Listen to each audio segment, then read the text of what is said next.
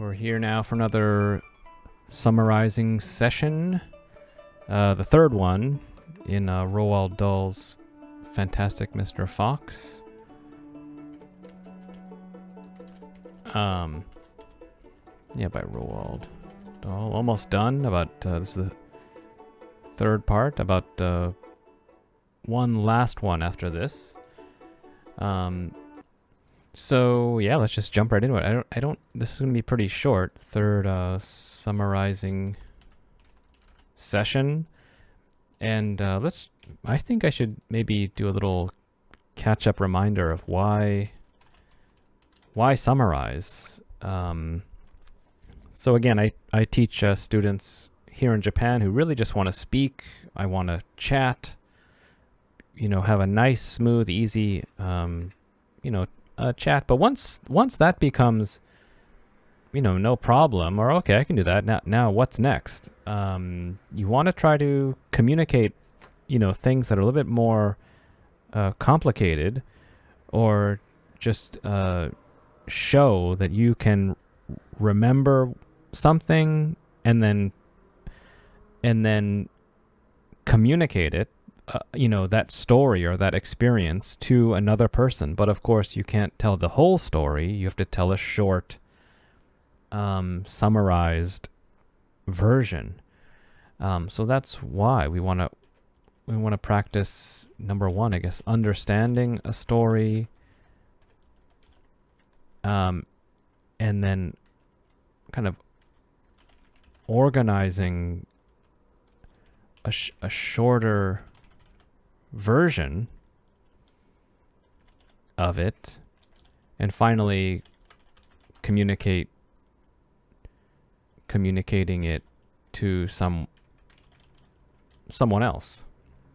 And so yeah, I think this is pretty tough to do just by speaking.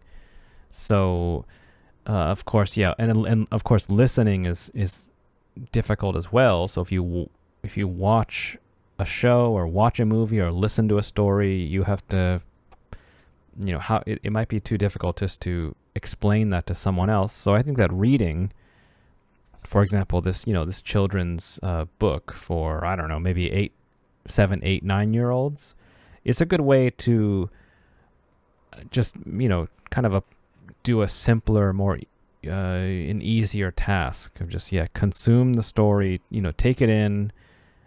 How do you explain what happened so that it's understandable, so someone else can understand it? If you first, of course, write it out, fix the mistakes, make it nice and smooth, and then eventually you'll be able to speak and just by speaking, explain this to someone else. All right, so let's see. There's, I don't know how many, 11, 12, 13, 14. I think it's chapters 11 to 14.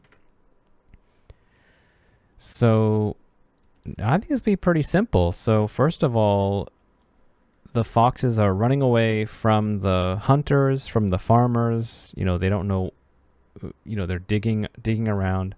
But they get 3 chickens from Baugis's chicken house.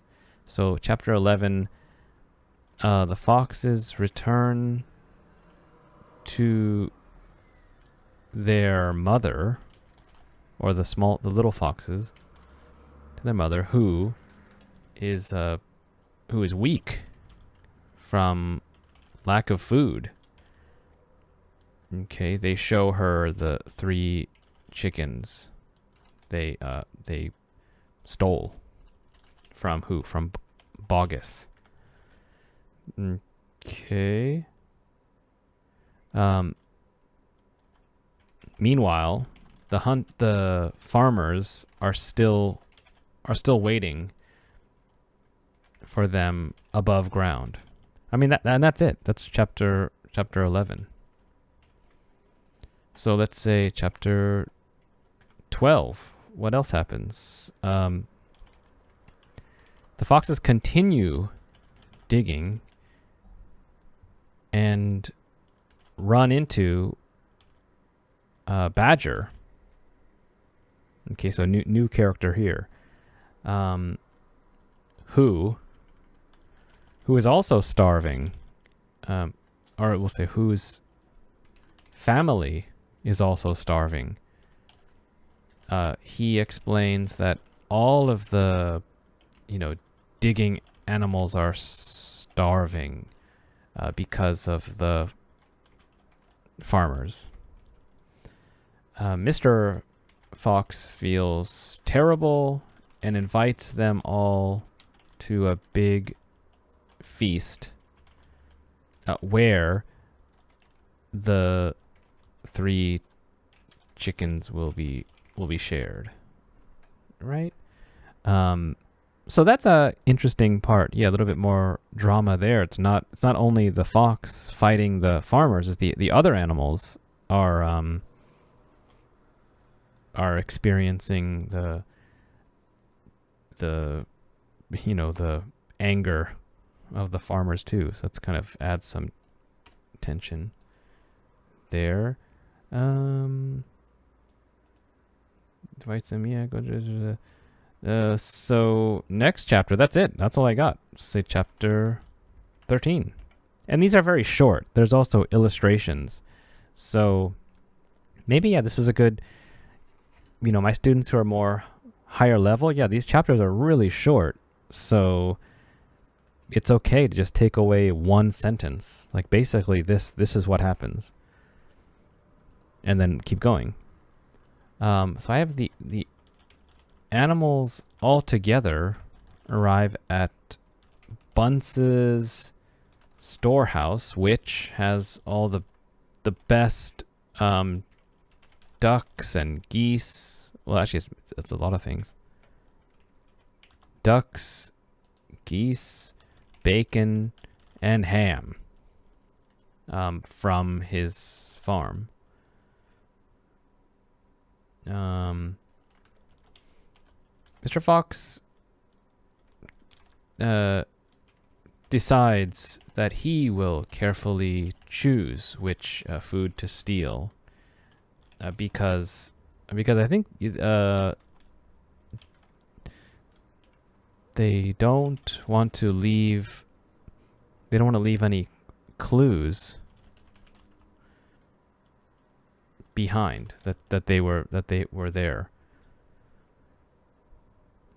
All right.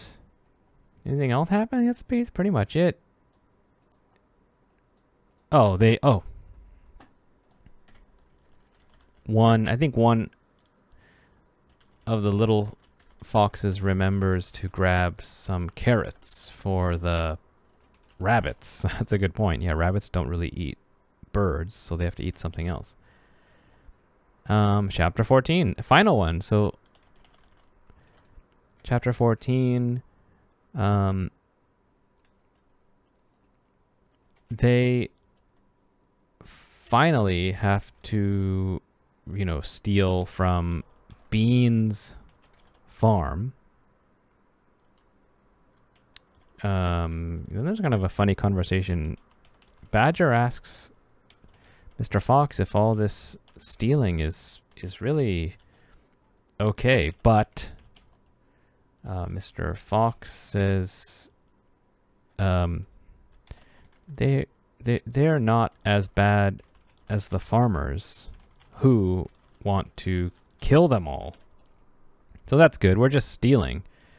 He says that they are all peace-loving underground. So it's kind of we're just trying to eat. We're not trying to kill anybody, so we're not as bad as them. And that's the solution there. A little bit of, in a kid's book, it's a little bit of questioning. Is this, that's kind of a good idea that Fox is just going in one direction. We win, but then the Badger says, well, hold on. I thought stealing is wrong. So, well, it's not as bad as killing. Okay, good point. They keep digging until they hit a brick wall, which is the underground storeroom, which is Beans' underground storeroom, and that's what they want. And that's it.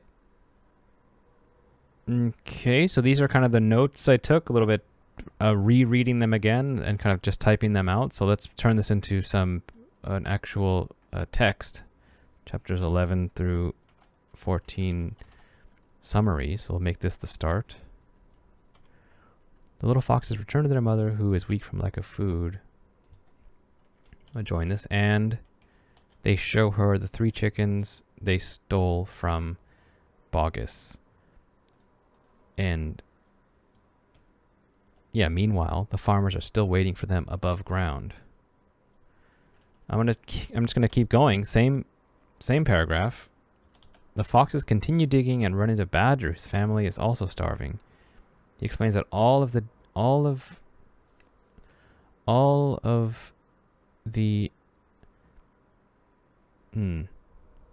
digging animals. I'll just say all of the animals are starving because of the farmers.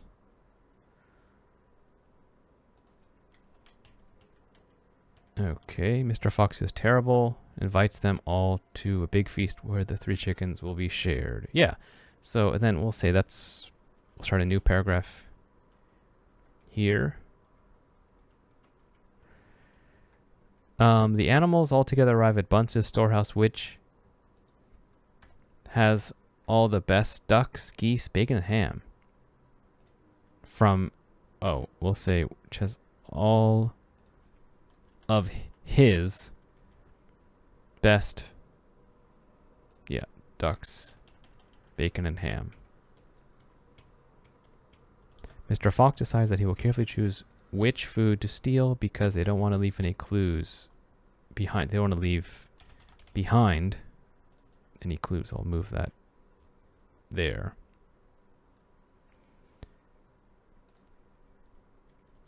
Let's see. Let's say I want to say something cleverly. One of the little foxes remembers to grab some carrots for the rabbits.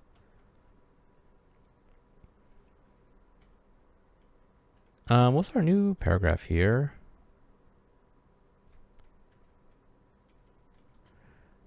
They finally have to make one final trip to Beans Farm. Now is that... Oh, whoops. I think I made a mistake.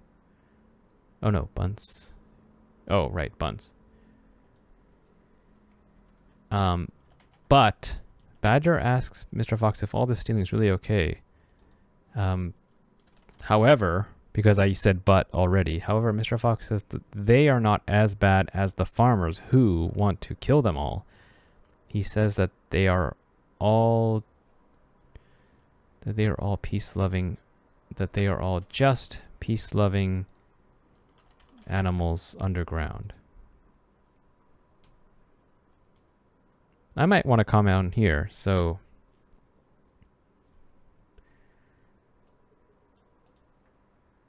this is an interesting point because this, of course, is a children's book about an animal who steals. So it's good of the author to address or justify that they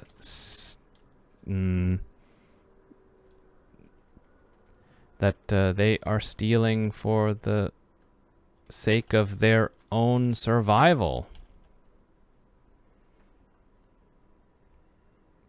That's a little comment there, yeah. So, well, I thought stealing's bad. Well, it's okay. I mean, they're trying to kill us, and we're trying to survive. So, don't worry about it. They keep digging until they hit a brick wall, which is Bean's underground storeroom. And that's it. So, I just thought of one comment to myself here. Everything else is just a storyline. And, yeah, that's 15 minutes. That's about gonna do it. All right, so we'll see you next time for one more episode of this book. About 20 more pages left. We'll see you then.